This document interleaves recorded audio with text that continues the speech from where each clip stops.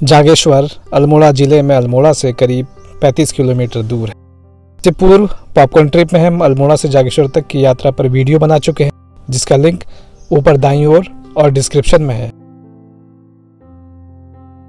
मंदिर के गेट से प्रवेश करने पर पहले दिखता है महामृत्युंजय मंदिर और फिर मंदिर समूह के अलग अलग मंदिर।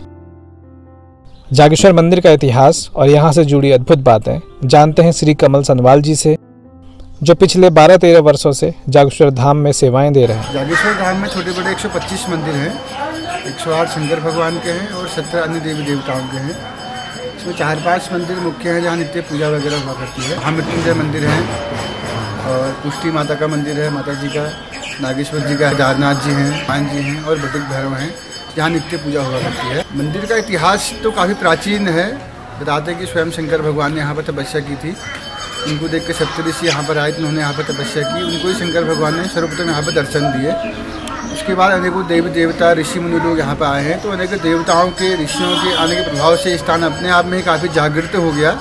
तो जागृत देव होने के नाते इस पूरे क्षेत्र का नाम जागेश्वर पड़ा हुआ है। जागृत रूप में ईश्वर, जागे हुए ईश्वर, जागेश्वर। और जो अभी आप मंदिरों का दीवार वगैरह देख रहे हैं, इससे पूर्व ये बताया जाता है कि पांडवों ने इनको काष्ठ निर्मित किया था, लकड़ियों में बनाया था। जो बाद में लकड़ियाँ सड़ने गलने लग गई, तो लगभग 1300 वर्ष पूर्व 7वीं-8वीं शताब्दी में उत्तर कत्यूरी काल में जो शासकों ने इनको जो है पुनर्निर्मित किया है। पत्थर की दीवार है, तब से ये अभी ज्यों की त्यों हैं। वैसे तो साल भरी लोग यहाँ पर आते हैं, विशेष सावन में अधिक भीड़ भाड़ रहता है। महाशिवरात्रि का में रस रहता है। 3 टाइम की जो पूजा होती है मंदिर में, पहले सुबह 4 से 5 के बीच में मंगल आरती होती है। 10 से 11 के बीच में भगवान जी को दाल चावल सब्जी का भोग लगता है और तीसरी शाम को फिर 6 से 7 के बीच में आरती होती है। ये 3 पूजाएं साल के 364 दिन होती है।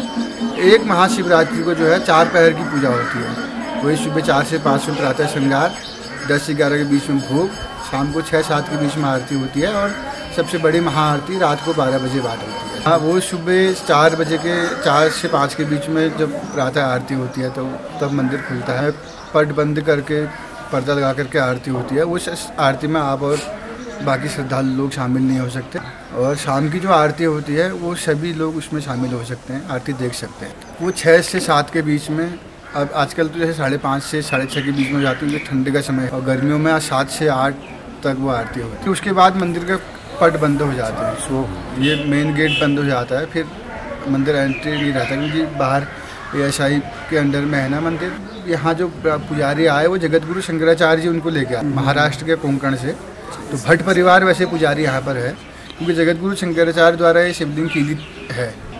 ये काफ़ी जागृत अवस्था में थे ना, लोग यहाँ पर आते थे और जैसा भगवान से बोलते थे वैसा ही हो जाया करता था। 7वीं-8वीं शताब्दी के आसपास जगतगुरु शंकराचार्य भी यहाँ पर आए हैं, ऐसा वर्णन है। तो उन्होंने इस शक्ति को अपने वेदोक्त मंत्रों से कीर्तित कर दिया कि लोग दुरुपयोग न करें। अपनी भलाई के लिए, दूसरे की भलाई के लिए शक्ति आज भी खुली हुई है। बुराई के मार्ग को पूर्ण रूप से बंद कर। महामृत्युंजय का जो मंत्र यहाँ पर लगातार पाठ हवन वगैरह होता है, आप देख रहे होंगे अभी, तो उसी के द्वारा शक्ति को अभी खोलने का मंत्र उत्कीर्तन मंत्र बोलते हैं। यहाँ मंदिरों में काफी बारीक, उत्कृष्ट और आकर्षक नक्काशी की गई है। 5 मंदिर जो मुख्य हैं तो हैं, और जो बाकी मंदिर हैं ये मनौती में बने हैं। जैसे ये है कि ये होता है कि पहले समय में जब मेरी मनोकामना पूर्ण होगी तो लोग बाग उस समय मंदिर बनाते थे।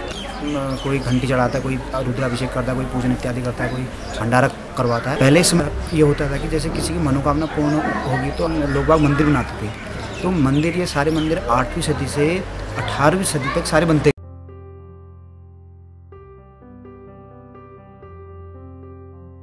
सावन में तो ऐसा भंडारा होता है कि पूरा 1 महीने का होती है। लोग बाग जो बरेली से आते हैं या हल्द्वानी से आ गए, तो लोग बाग ये है कि पहले से कम्युनिटी से या पंडित जी से संपर्क करवा के पूरा एक ही बुक करवा लेते हैं, नहीं तो जगह नहीं मिल पाती। जैसे एक दिन के 3-3, 4-4, 5-5, 6 भंडारे होते हैं, तो उसमें सारा जो खाना जिसको वो सब मिलता है। सामने पार्क में पंडाल लगता है, इस मैदान में लगता है।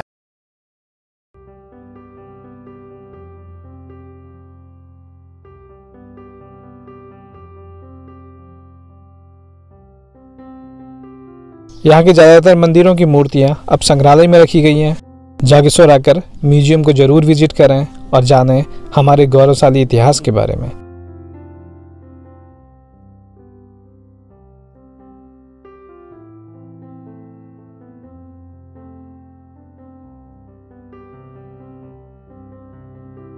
दिसंबर से मार्च के मध्य जागेश्वर में बहुत ठंड होती है और उस समय यहाँ कई बार स्नोफॉल को भी एक्सपीरियंस किया जा सकता है। जागेश्वर धाम में मुख्य मंदिर से करीब 1 किलोमीटर की दूरी पर कत्यूरी काल का एक सुंदर दंडेश्वर मंदिर भी स्थित है। देवदार के जंगल से घिरे जागेश्वर धाम के ये मंदिर अत्यंत मनमोहक हैं। जागेश्वर धाम पहुंचने के लिए नजदीकी रेलवे स्टेशन काठगोदाम 116 किलोमीटर और पंतनगर हवाई अड्डा 150 किलोमीटर है। 35 किलोमीटर दूर अल्मोड़ा से कुछ बस और टैक्सी जागेश्वर के लिए मिलती हैं। जागेश्वर में ठहरने के लिए साधारण बजट लॉज सहित कई अच्छे होटल और रिजॉर्ट्स भी हैं, जिनकी जानकारी almoraonline.com से भी प्राप्त की जा सकती है। मंदिर के निकट पुष्प प्रसाद और जरूरी दैनिक सामान की कुछ दुकानें भी हैं। मंदिर के पास म्यूजियम के सामने की ओर पार्किंग के लिए जगह मिल जाती है। श्रावण मास में यहाँ काफी संख्या में श्रद्धालु शिव दर्शन का पुण्य प्राप्त करने आते हैं। तब वाहनों का पार्किंग स्थल यहाँ से 2-3 किलोमीटर दूर होता है, जहाँ से पैदल चलकर मंदिर तक पहुंचा जा सकता है। शिव दर्शन की आस में सभी श्रद्धालु पूरे उमंग, उत्साह और भक्ति के साथ यहाँ आते हैं। इस चैनल में उत्तराखंड के विभिन्न पर्यटक स्थलों के साथ धार्मिक स्थलों से जुड़े कई वीडियो जैसे कटारमल, बैजनाथ, दूनागिरी, चितई, बद्रीनाथ, आदि बद्री, गोपेश्वर महादेव और केदारनाथ की विस्तृत और रोचक जानकारी देते वीडियोस भी बना चुके हैं। चैनल विजिट कर आप उन्हें भी देख सकते हैं। वीडियो कैसे लगा ये अपने लाइक और कमेंट द्वारा बताइएगा। फिर मुलाकात होगी किसी और स्थान या यात्रा की जानकारी से जुड़े वीडियो के साथ। धन्यवाद।